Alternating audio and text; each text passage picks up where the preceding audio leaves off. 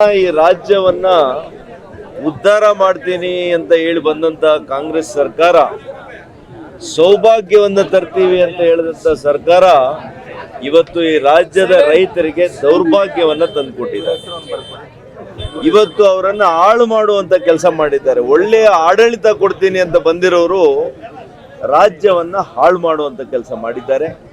ಇವತ್ತು ರೈತರಿಗೆ ಒಂದರ ಮೇಲೆ ಒಂದು ಬೆಲೆ ಏರಿಕೆ 14 ತಿಂಗಳಿಂದ ನಿರಂತರವಾಗಿ ಗ್ಯಾರಂಟಿ ಸಿಗ್ತಾ ಇರೋದು ಯಾವುದು ಅಂದ್ರೆ ಎಲ್ಲ ಅಗತ್ಯ ವಸ್ತುಗಳ ಮೇಲೆ ಬೆಲೆ ಏರಿಕೆಯನ್ನ ವಿಧಿಸಿರುವಂತದ್ದು ಕಾಂಗ್ರೆಸ್ ಆಡಳಿತದ. ಇವತ್ತು ನೀವೆಲ್ಲ ಕೂಡ ನೋಡ್ತಾ ಇದ್ದೀರಿ ಯಾವ ರೀತಿ ದುರಾಡಳಿತ ಕಾಂಗ್ರೆಸ್ ಸರ್ಕಾರ ಮಾಡಿದೆ. ವಿಶೇಷವಾಗಿ ಕೋಲಾರ ಚಿಕ್ಕಬಳ್ಳಾಪುರ ಹಾಲು ಒಕ್ಕೂಟ ಬೇರ್ಪಡಿಸಿ ನಮ್ಮ ಸರ್ಕಾರ ಇದ್ದಾಗ ಚಿಕ್ಕಬಳ್ಳಾಪುರ ಹಾಲು ಒಕ್ಕೂಟವನ್ನ ನಾವು ಸ್ಥಾಪನೆ ಮಾಡಿದ್ವಿ. ಕಾನೂನು ಯಾವ ರೀತಿ ಇತ್ತು, ನಿಯಮವನ್ನ ಪಾಲಿಸಿ ಮಾಡಿದ್ವಿ. 1.5 ವರ್ಷ ಇವತ್ತು ಕಾರ್ಯ ಆರಂಭ ಮಾಡಿತ್ತು. ಆಡಳಿತಗಾರರು ಕೆಲಸ ಮಾಡಿದ್ರು. ಆದರೆ ಕಾಂಗ್ರೆಸ್ ಸರ್ಕಾರ ಕೇವಲ ರಾಜಕೀಯ ದ್ವೇಷ, ಎಲ್ಲಿ ಡಾಕ್ಟರ್ ಸುಧಾಕರ್ಗೆ ಬಿಜೆಪಿ ಸರ್ಕಾರಕ್ಕೆ ಹೆಸರು ಬರುತ್ತೆ ಅಂತೇಳಿ ಕಾರಣ ನೀಡದೆ ಕಾನೂನು ಬಾಹಿರವಾಗಿ, ನಿಯಮ ಬಾಹಿರವಾಗಿ ಇವತ್ತು ಏನು ಚೀಮುಲ್ ಹಾಲು ಒಕ್ಕೂಟ ಚಿಕ್ಕಬಳ್ಳಾಪುರಕ್ಕೆ ಇತ್ತು ಈ ಜಿಲ್ಲೆಗೆ, ಅದನ್ನ ರದ್ದು ಮಾಡಿ ಯಥಾವತ್ತಾಗಿ ಮತ್ತೆ ಕೋಲಾರಕ್ಕೆ ಸೇರಿಸಿದ್ದಾರೆ. ಇದು ಮೊದಲನೇ ಆಕ್ರೋಶ. ಎರಡನೇದು, 700ರಿಂದ 800 ಕೋಟಿ ರೂಪಾಯಿಗಳು ಹೈನುಗಾರಿಕೆಯಲ್ಲಿ ತೊಡಸ್ಕೊಂಡಿರ್ತಕ್ಕಂಥ ಹಾಲು ಉತ್ಪಾದಕರಿಗೆ ಕೊಡುವಂತ ಪ್ರೋತ್ಸಾಹಧನ ನಿಲ್ಲಿಸಿದ್ದಾರೆ, ನಿಧಾನ ಮಾಡಿದ್ದಾರೆ. ಅದಕ್ಕೆ ನಮ್ಮ ಇವತ್ತು ಈ ಹೋರಾಟ ಇದೆ. ಮೂರನೇದು, 5 ರೂಪಾಯಿ ಕಳೆದ 10 ತಿಂಗಳಲ್ಲಿ ಆಗಸ್ಟ್ ನಲ್ಲಿ ಒಂದ್ಸಲಿ 3 ರೂಪಾಯಿ ಗ್ರಾಹಕರಿಗೆ ಹಾಲಿನ ದರ 1 ಲೀಟರ್ಗೆ ಹೆಚ್ಚು ಮಾಡಿದ್ದಾರೆ. ಈಗ ಮೊನ್ನೆ 10 ದಿವಸದ ಹಿಂದೆ ಮತ್ತೆ 2 ರೂಪಾಯಿ ಗ್ರಾಹಕರಿಗೆ 1 ಲೀಟರ್ ಮೇಲೆ ಹೆಚ್ಚು ಮಾಡಿದ್ದಾರೆ. 5 ರೂಪಾಯಿ 1 ಲೀಟರ್ ಹಾಲಿ ಬೆಲೆಗೆ ಹೆಚ್ಚು ಮಾಡಿದ್ದಾರೆ ಗ್ರಾಹಕರಿಗೆ. ರೈತರಿಗೆ ಅದರಲ್ಲಿ ಏನಾದರೂ ಕೊಟ್ಟಿದ್ದಾರೆ ಅಂದ್ರೆ 1 ರೂಪಾಯಿ ಕೊಡಲಿಲ್ಲ, 1 ನಯಾ ಪೈಸೆ ಅವರಿಗೆ ಅದರಿಂದ ಕೊಡುಗೆ ಕೊಡಲಿಲ್ಲ.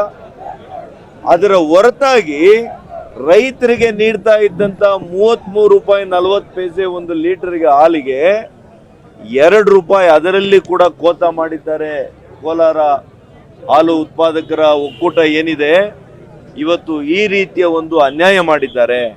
ಇದರ ವಿರುದ್ಧವಾಗಿ ನಾವು ಇವತ್ತು ಪ್ರತಿಭಟನೆಯನ್ನ, ಇವತ್ತು ಉಪವಾಸ ಸತ್ಯಾಗ್ರಹವನ್ನ ನಮ್ಮ ಜಿಲ್ಲೆಯ ಸಮಸ್ತ ಚುನಾಯಿತ ಪ್ರತಿನಿಧಿಗಳು, ಮಾಜಿ ಶಾಸಕರು JK ರೆಡ್ಡಿ ಅವರು, ಅದೇ ರೀತಿ ನರಸಿಂಹಮೂರ್ತಿಯವರು, ನಮ್ಮ ಪಕ್ಷದ ಅಧ್ಯಕ್ಷರುಗಳು ಮಾನ್ಯ ರಾಮಲಿಂಗಪ್ಪನವರು, ಅದೇ ರೀತಿ ನಮ್ಮ ರಾಮಚಂದ್ರ ಗೌಡ್ರು, ಮೇಲೂರು ರವಿಯವರು, ಮುನಿಯಪ್ಪನವರು ನಮ್ಮ ಅಧ್ಯಕ್ಷರು, ಹೀಗೆ KV ನಾಗರಾಜ್ರವರು, ಕೃಷ್ಣಮೂರ್ತಿಯವರು, ಎಲ್ಲ ನಮ್ಮ ಎರಡೂ ಪಕ್ಷಗಳ ಮುಖಂಡರುಗಳು, ಕಾರ್ಯಕರ್ತರು, ಹೆಚ್ಚಾಗಿ ಯಾರು ಹೈನುಗಾರಿಕೆಯಲ್ಲಿ ತೊಡಸ್ಕೊಂಡಿರ್ತಕ್ಕಂಥ ರೈತ ಬಂಧುಗಳು ಇವತ್ತು ಸೇರಿದ್ದಾರೆ. ಇವತ್ತು ಅವರ ಕಿಚ್ಚು ಇವತ್ತು ಈ ರಾಜ್ಯ ಸರ್ಕಾರ ನೋಡಬೇಕಾಗಿದೆ. ರೈತರ ಓಟನ್ನು ಹಾಕ್ಸ್ಕೊಂಡಿದ್ದೀರಿ, ಆದರೆ ರೈತರಿಗೆ ಬೆನ್ನಿಗೆ ಚೂರಿಯನ್ನು ಹಾಕುವಂತ ಕೆಲಸ ಮಾಡ್ತಾ ಇದ್ದೀರಿ. ಇದು ನಿಮಗೆ ಶೋಭೆ ತರದಿಲ್ಲ. ಈಗಲಾದರೂ ತಕ್ಷಣ ನೀವೇನು ಆದೇಶ ಮಾಡಿದ್ದೀರಿ 2 ರೂಪಾಯಿ ಕಡಿಮೆ ಮಾಡುವಂಥದ್ದನ್ನ ರೈತರಿಗೆ, ಅದನ್ನ ತಕ್ಷಣ ರದ್ದು ಮಾಡಿ 2 ರೂಪಾಯಿ ಅಲ್ಲ, ಅದರ ಜೊತೆಗೆ 1 ರೂಪಾಯಿ ಹೆಚ್ಚಿಗೆ ಮಾಡಿ 3 ರೂಪಾಯಿ ಕನಿಷ್ಠ ಅವರಿಗೆ 1 ಲೀಟರ್ ಹಾಲು ಬೆಲೆಗೆ ಹೆಚ್ಚು ಮಾಡಬೇಕಾಗಿದೆ.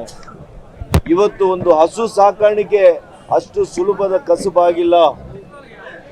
ಒಂದು 50 ಕೆಜಿಯ ಕೂಸ ಆಗಲಿ, ಚಕ್ಕೆ ಆಗಲಿ ಇವತ್ತು 1500 ರೂಪಾಯಿ, 1700 ರೂಪಾಯಿ. ಒಂದು ಹಸು 1 ತಿಂಗಳಿಗೆ ಸಾಕಬೇಕು ಅಂದ್ರೆ 1000 ರೂಪಾಯಿ ಆಗ್ತಾ ಇದೆ. ಹಸಿ ಮೇವು ಬೇಕು. ಇಷ್ಟು ಕಷ್ಟದ ಪರಿಸ್ಥಿತಿಯಲ್ಲಿ ಆ ರೈತನು ಹಾಲನ್ನ ಈ ರಾಜ್ಯದ ನಾಡಿನ ಜನರಿಗೆ ಕೊಟ್ರೆ, ಇದನ್ನ ಮಾರುಕಟ್ಟೆಯನ್ನ ಮಾಡಲಿಕ್ಕೆ ನಿಮಗೆ ಯೋಗ್ಯತೆ ಇಲ್ದಿರ ಇದ್ರೆ ನೀವು ಯಾಕೆ ಆಡಳಿತ ಮಾಡ್ತಾ ಇದ್ದೀರಿ? ಇವತ್ತು ಕಾನೂನು ಪ್ರಕಾರ 5 ವರ್ಷಗಳ ಅವಧಿ ನಿಮ್ಮದು ಆದಮೇಲೆ ಕೋಲಾರ್ನಲ್ಲಿ ಮತ್ತು ನಾಚಿಕೆ ಮಾನ ಮರ್ಯಾದೆ ಇಲ್ದಿರ ನೀವು ನಿಮ್ಮ ಆಡಳಿತವನ್ನು ವಿಸ್ತರಣೆ ಮಾಡಲಿಕ್ಕೆ ಇವತ್ತು ನಿಮ್ಮ ರಾಜಕೀಯ ಪ್ರಭಾವವನ್ನು ನಿಮ್ಮ ಸರ್ಕಾರ ದೌರ್ಭಾಗ್ಯ ಸರ್ಕಾರ ಇದೆ. ಯಾವುದೇ ನೀತಿ ಇಲ್ಲ, ನಿಯಮ ಇಲ್ಲ, ಕಾನೂನಿಲ್ಲ. ಈ ಸರ್ಕಾರ ಮಾಡಿದ್ದೇ ಸತ್ಯ. ಇಂಥ ಸರ್ಕಾರ ಇದಕ್ಕೊಂದು ಅವಕಾಶ ಮಾಡಿಕೊಟ್ಟಿದ್ದಾರಲ್ಲ. ನಾನೇನೋ ಮಾನ್ಯ ರಾಜಣ್ಣವರು ಬಹಳ ಅನುಭವಸ್ಥರು, ಸಹಕಾರ ಕ್ಷೇತ್ರದಲ್ಲಿ ಬಹಳ ಬದಲಾವಣೆ ಮಾಡ್ತಾರೆ ಅನ್ಕೊಂಡ್ರೆ ಅವ್ರ ಕೈಯಲ್ಲೂ ಕೂಡ ಇಂಥ ಘನಘೋರವಾದಂಥ ಅಪರಾಧಗಳನ್ನು ಮಾಡಿಸ್ತಾ ಇದ್ದೀರಲ್ಲ, ಇದು ನಿಮ್ಗೆ ಯಾರಿಗೂ ಕೂಡ ಶೋಭೆ ತರದಿಲ್ಲ ಅಂತ ನಾನು ಬಹಳ ಸ್ಪಷ್ಟವಾಗಿ ಹೇಳಲಿಕ್ಕೆ ಬಯಸ್ತೇನೆ. ಇವತ್ತು ಚಾಮರಾಜನಗರದಲ್ಲಿ ಹೊಸ ಒಂದು ಹಾಲು ಒಕ್ಕೂಟ ಮಾಡ್ತೀರಿ ನಿಮ್ಮದೇ ಕಾಲದಲ್ಲಿ.